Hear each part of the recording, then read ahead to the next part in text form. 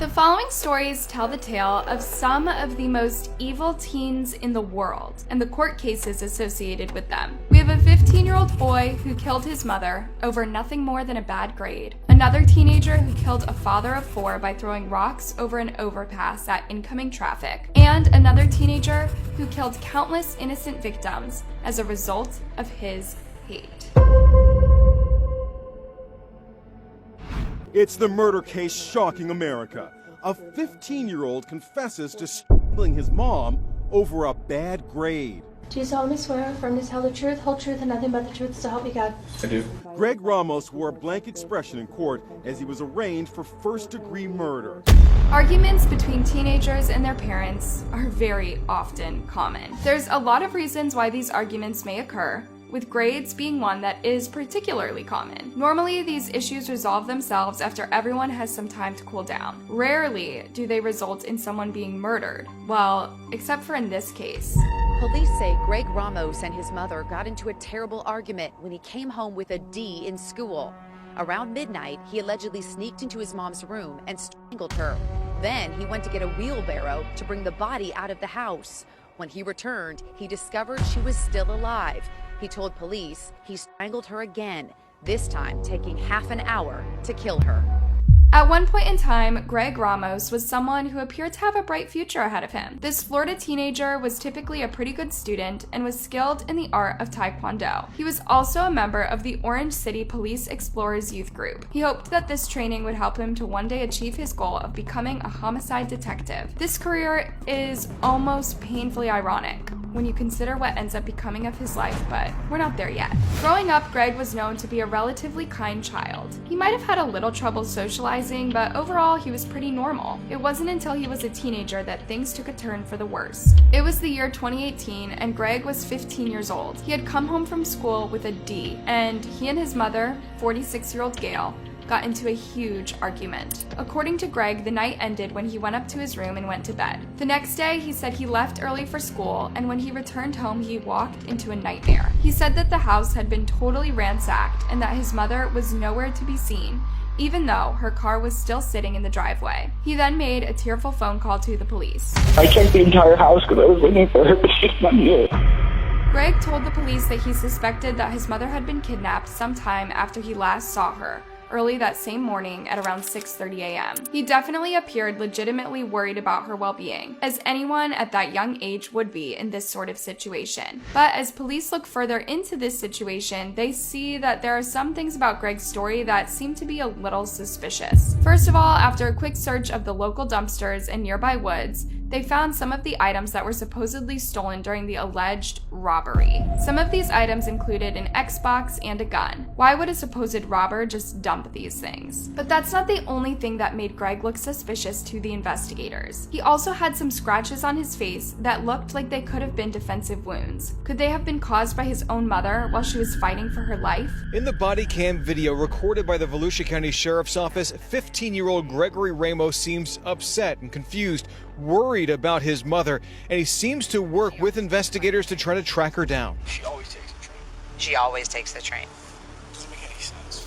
But was Greg really just the scared little boy that he portrayed himself as? The video shows Ramos even taking deputies on a tour of the house, listing all of the things he claimed had been stolen. I had a radio here, and I had an extension cord with an alarm clock, and then I had my $1,000 computer here. In the video, Ramos stays with deputies outside, calling his stepfather who'd been out of town.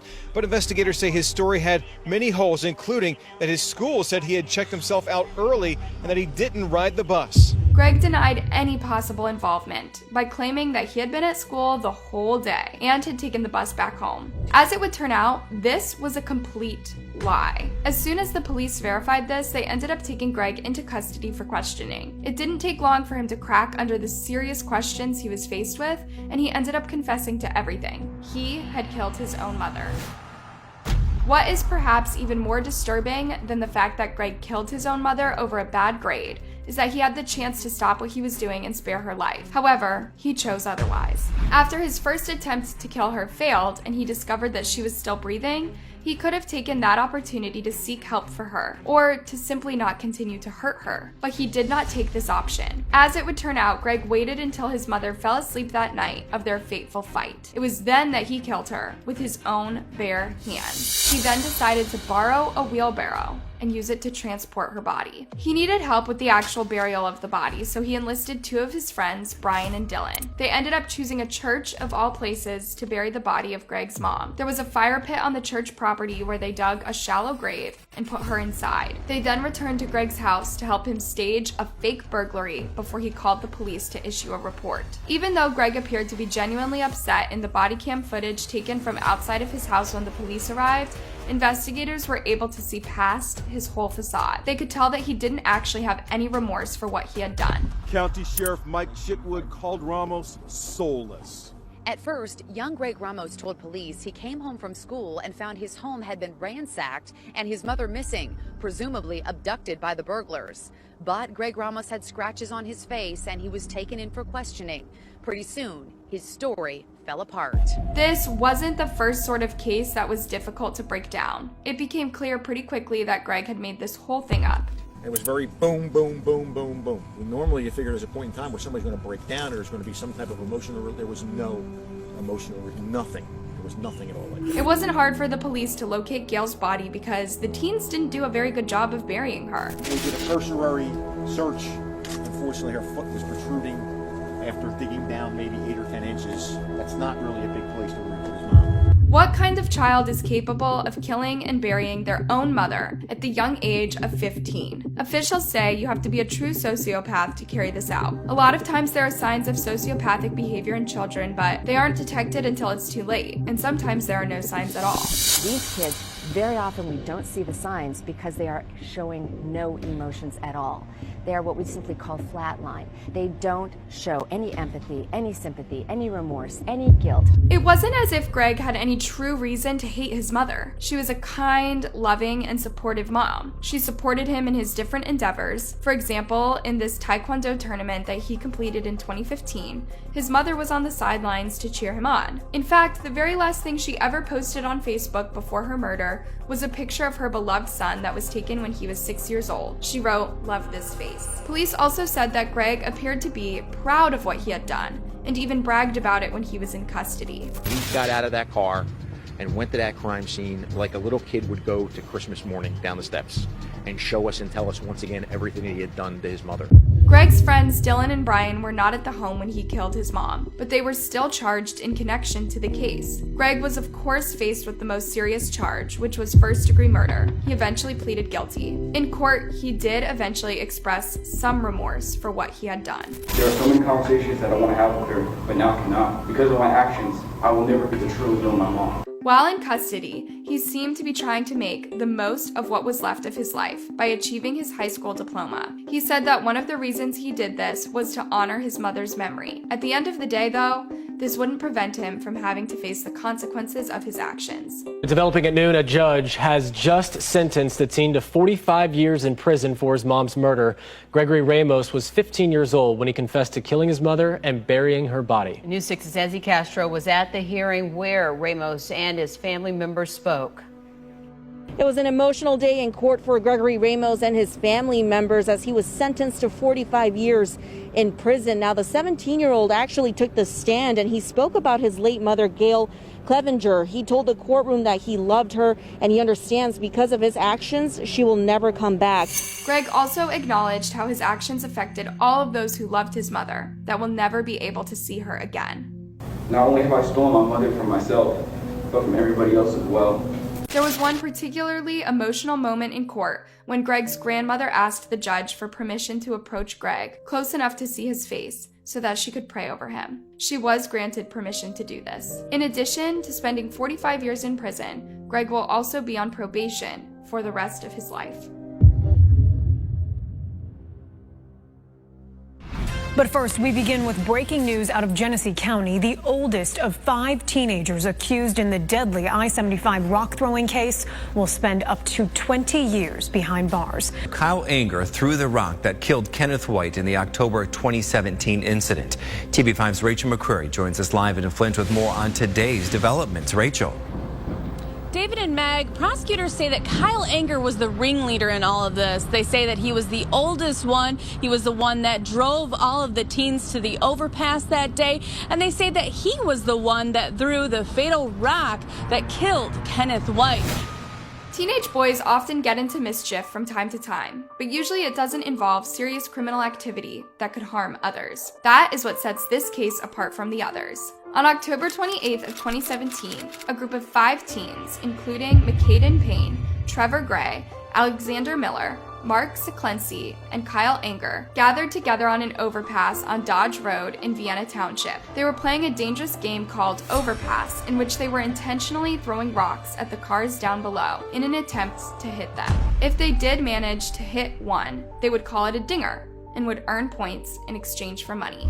At one point, Kyle Anger threw a rock that would end up going through the windshield of a car being driven by 32-year-old Kenneth White. Upon realizing what they had done, they fled the scene and got food at a local restaurant. The next day, one of the teens was questioned at school about the incident, but later released. It wasn't until the news broke that the victim had actually passed away that they seemed to worry about getting in trouble. They exchanged texts among each other saying things like, "We could go to prison for life for this, everyone lay low, and no one ratted us out. No one saw us. If everyone shuts up, we won't get caught." Police were able to identify the vehicle that the boys had fled the scene in, and a warrant was issued for their arrests.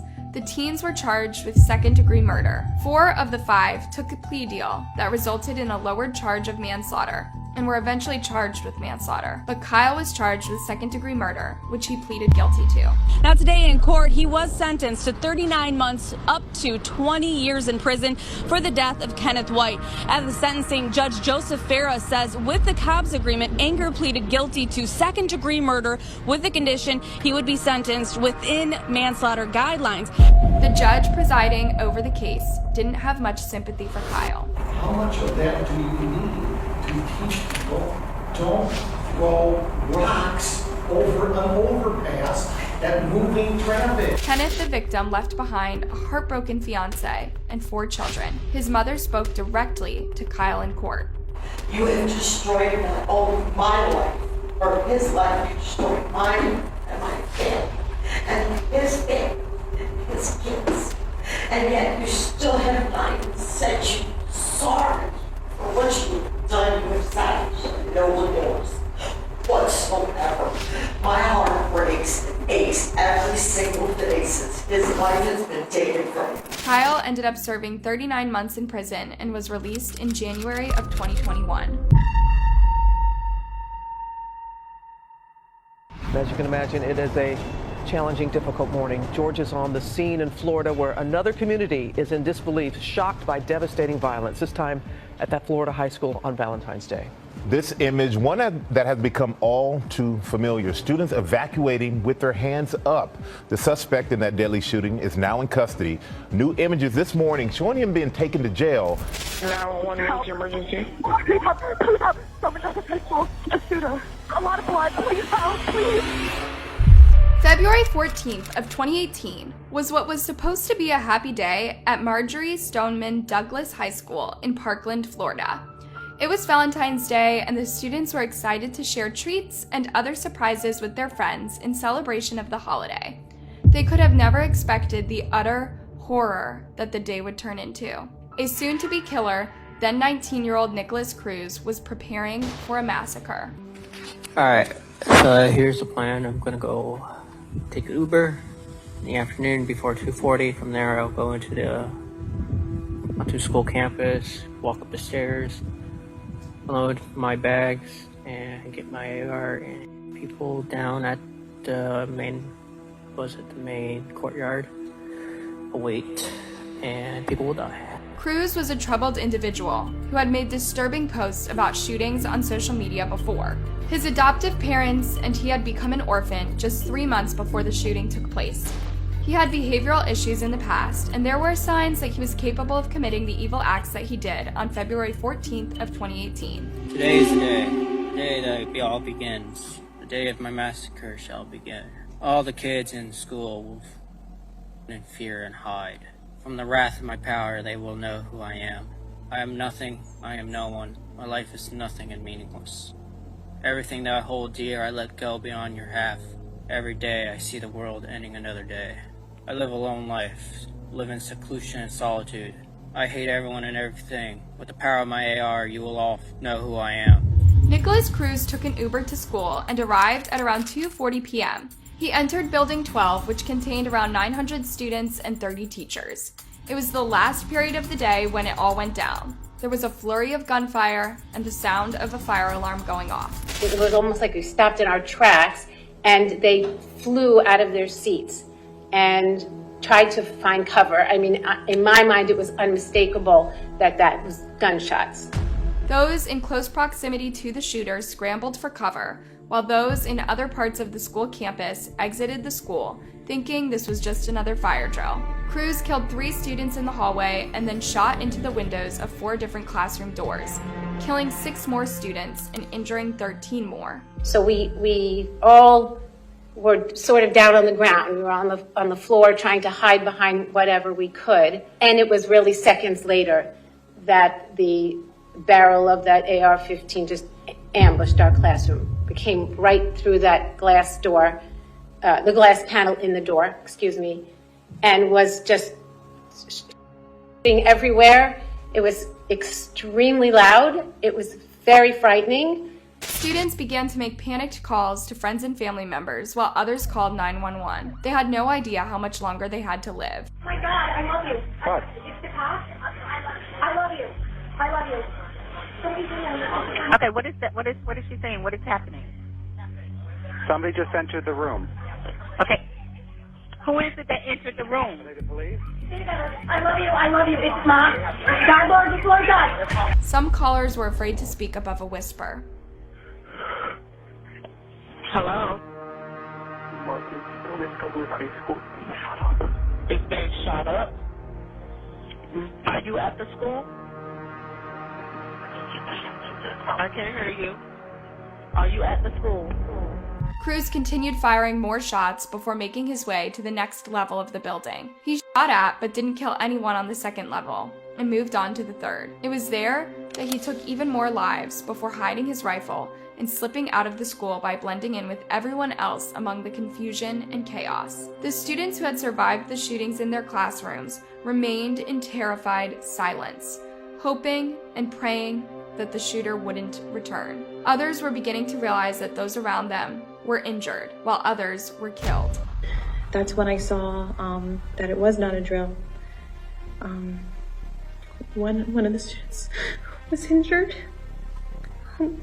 He didn't have time to make it out of his desk. Who was that, Ms. Hans? That was Alex Schachter. People present at the shooting were able to identify Cruz, and he was arrested at around 3:40 that same day. What's going on? What's going on today, bro? The demons, man. Demons?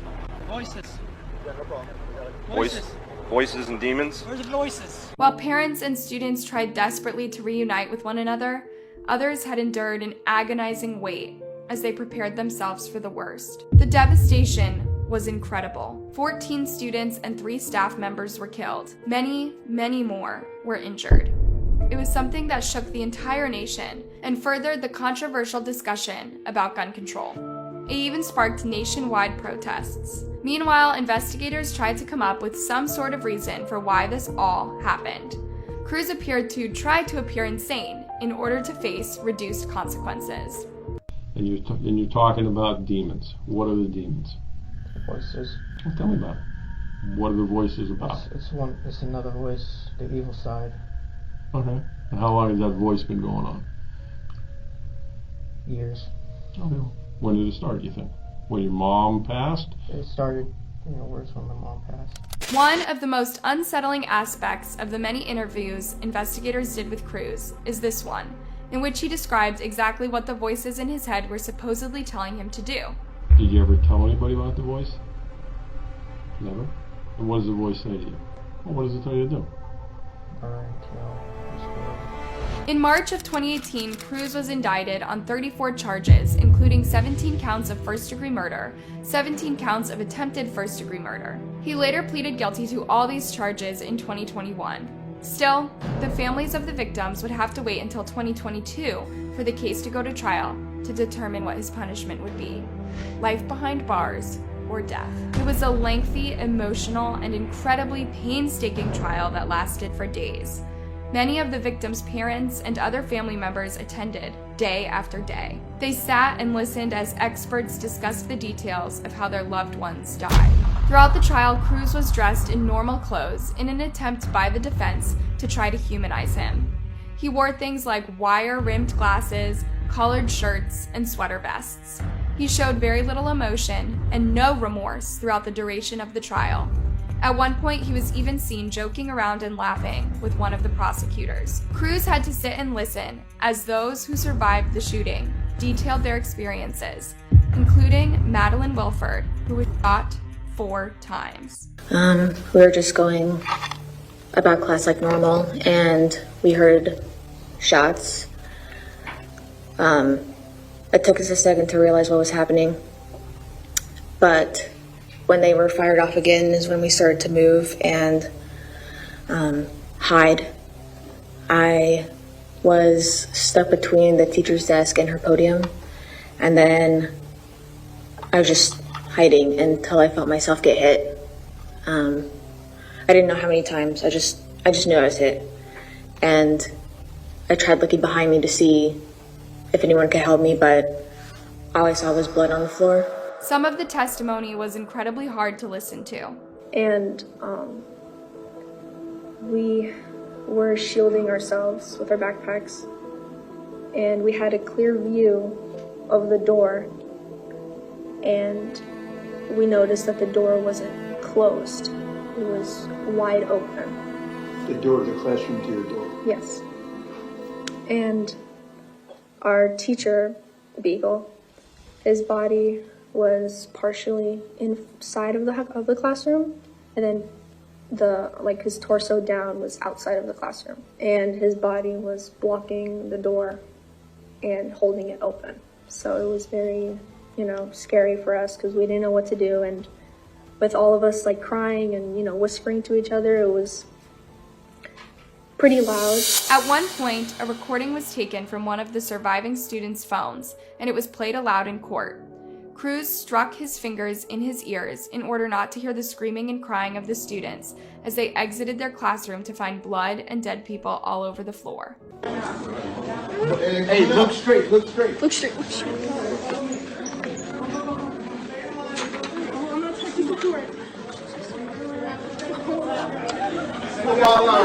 Right behind this classroom. Come on, guys, you guys are okay. Ultimately, it was in the hands of the jury to decide whether Cruz was to spend the rest of his life in prison or be executed for the mass tragedy that he caused. At the end of the day, a minority of them could not agree with the rest to sentence Cruz to death. Many of the family members who lost loved ones were devastated upon hearing the news. Life in jail. I'm sorry. That is not okay. As a country, we need to stand up and say that's not okay. I pray that that animal suffers every day of his life in jail, and he should have a short life. Finally, at the end of the trial, loved ones were given the opportunity to address Cruz directly in court and tell them not only how much they hated him, but how what he did affected their lives forever. A prison where you will spend the rest of your miserable life having to look over your shoulder, worried about every single minute of your day, of your life, and scared out of your mind, fearful for someone to take you out. A prison where you will be other inmates' boy toy. A prison where your fellow prison inmates are just waiting to tear you apart. Cruz remained emotionless and expressionless throughout even the most jarring of victim income statements that were directed at him. It was clear that nothing that was being said was really having any sort of impact on him. Watch the video of you. I'm glad I get to see your face right now. Of you killing my daughter for the very first time. And I watched you kill my daughter on video. And unfortunately, I saw you killing many of the others as well. I saw you enjoying it. And I saw also what I expected of my daughter, who was the toughest human being on the face of the earth, running for her life down the hallway. And the thing is, my daughter made it to within 1 second of being alive. She actually made it into the stairwell. You shot her with a single shot. You severed her spinal cord, her chest filled with blood. Another poignant moment came as Manuel Oliver, the father of young Joaquin Oliver, took the stand and got the chance to address Cruz face to face. Manuel was advised by some of the other parents of shooting victims not to attend the daily court sessions due to the deep anger and hatred he felt towards Cruz. He did not listen to them because he knew that any uncontrolled outbursts on his part would not have been any good for the victims or the families. So he patiently waited his turn on the day of the victim impact statements to tell his son's killer what he really thought of him, and he didn't hold back. He doesn't deserve to be here in this society. And I admire all the families that were here, spending hours, days. I was with you. I was crying in my office, breakdowns. But follow my friend advice. Stay home, man. But not today. Do I feel better now? I don't know. Tomorrow, you guys are gonna go back to your perfect lives, enjoying your family. Tomorrow we're going back to our thing, missing our kids. You are out of the picture, and you will be erased from the picture sooner than later. It's time for you to be afraid. There were many times, especially in the final days of the trial, in which tensions rose in the courtroom and things got really heated. One of these times was after some of the family members expressed their disgust towards the prosecution for defending the monster who killed their kids, especially since some of the prosecutors had children themselves. One of the prosecutors stood up and addressed the judge and began to ask how he would feel if it was her children that had been brought up in court. It's safe to say that the judge presiding over the case didn't take this very well, and understandably blew up at the prosecutor, even going as far as to kick him out. You need to sit down right now. You're out of line. In fact, you're excused. You need to go sit in the back with your chief public defender. Mr. Weeks, please ask the lawyer from your office to go sit down and not say anything else. To try to threaten my children and bring up my children is inappropriate. Go to the back of the room now. Finally, after years of agony and reliving the horrific events of February 14th, 2018, Nicholas Cruz was finally sentenced to life in prison for the lives he stole and the many more that he forever destroyed. But before the judge imposed the sentence, she took the time to recognize the families and the strength they had to come forward and testify on behalf of their loved ones. I want to thank you because you were ordered so that we could have a fair and clean trial. In addition to sentencing Cruz to life in prison without the possibility of parole, she also ensured that he would not have access to any sort of commissary until he paid all of his debts. Was it the justice the family members involved would have wanted? Probably not. But it was the best that she could offer to them. And so there we have it. 3 unbelievably evil teens who all claimed lives in the most selfish and horrific ways. May all those who continue to be harmed by this murders one day experience lasting peace.